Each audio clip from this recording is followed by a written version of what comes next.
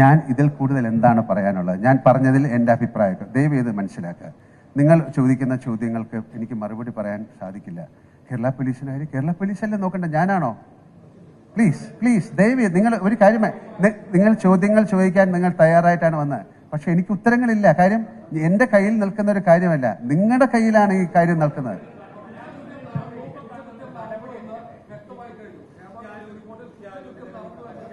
രണ്ടുപേരും കൂടെ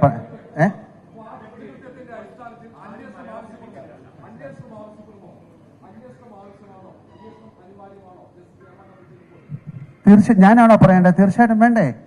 അതിനെന്താ സന്ദേശം? അതൊരു കോടതിയിൽ ഇരിക്കുന്ന കാര്യമല്ലേ. ഇവിടുത്തെ ഏറ്റവും വലിയ നിയമ നിർമ്മാണ ഒരു സംവിധാനത്തിൽ ഇരിക്കുന്ന കാര്യത്തെക്കുറിച്ച് ഞാൻ എന്താണ് പറയേണ്ടത്? ഞാൻ വേണ്ടെന്ന് പറയോ? അങ്ങനെയല്ലേ വേണ്ടത്. ഞാൻ അതല്ലേ പറഞ്ഞത്. എന്താ ചോദിച്ചേ?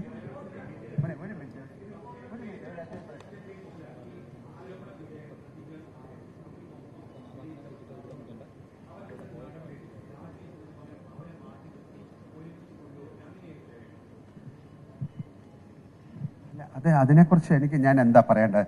അതിനൊരു വിധേയരായവരല്ലേ, എന്താണെന്നൊന്നും അറിയില്ല. ഇതിനു മുമ്പും ഇതിലും വലിയ കാര്യങ്ങൾ നടത്തിയിട്ട് ഇല്ല എന്ന് പറഞ്ഞ് തിരിച്ച് സിനിമയിലും ഒരുപാട് കാര്യങ്ങൾ വന്നവരുണ്ട്. ഇത് സിനിമയിൽ മാത്രമല്ല. അതിലിപ്പോൾ നമ്മൾ പെട്ടെന്നൊരു തീരുമാനം എടുക്കാൻ ഞങ്ങൾക്ക് സാധിക്കുന്നില്ല. അത് ഒരു നിയമം എന്ന് പറയുന്നത് പോലീസിൻ്റെയോ അല്ലെങ്കിൽ കോടതിയുടെ കയ്യിലിരിക്കുന്ന ഒരു കാര്യത്തിൽ എനിക്കൊരു അഭിപ്രായം പറയാൻ പറ്റില്ല. കാര്യം അത് സംഭവിച്ചു പോയി. അത് ഇനി സംഭവിക്കാതിരിക്കാനുള്ള കാര്യങ്ങൾ നമുക്ക് നോക്കാം. അത് സംഭവിപ്പിക്കാതിരിക്കാനുള്ള കാര്യങ്ങളിലേക്ക് നമുക്ക് നോക്കാം.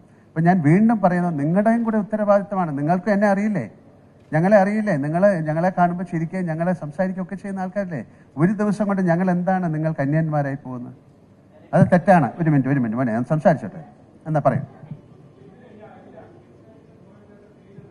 അത് ഞാൻ പറഞ്ഞു. ഇത് തന്നെ നിങ്ങൾ ചോദിച്ചാൽ ഞാൻ എന്താ പറയേണ്ടത്?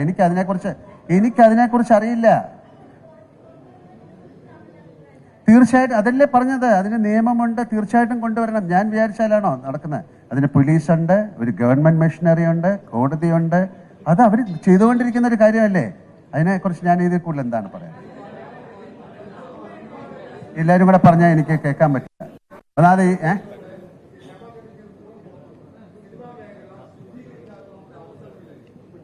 അതെ, ഇതെന്തിനാ എന്നോട് ചോദിക്കുന്നത്? ഞാൻ പറഞ്ഞ മുഴുവൻ അതല്ലേ അവസരം. നിങ്ങളും കൂടെ ചേർന്ന് അതിനെ സഹായിക്കൂ.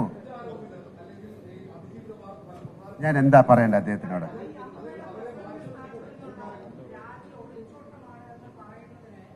ഞാൻ അതിനെല്ലാം മറുപടി പറഞ്ഞു. ഞാൻ പറഞ്ഞല്ലോ, ഞാൻ ഇതിന് ഒളിച്ചോട്ടമല്ല, എൻ്റെ കാര്യങ്ങൾ പറഞ്ഞു.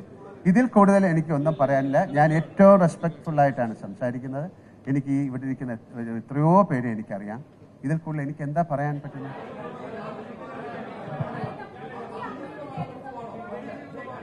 ഞാൻ ആരുടെ മറുപടി പറയണ്ടത്?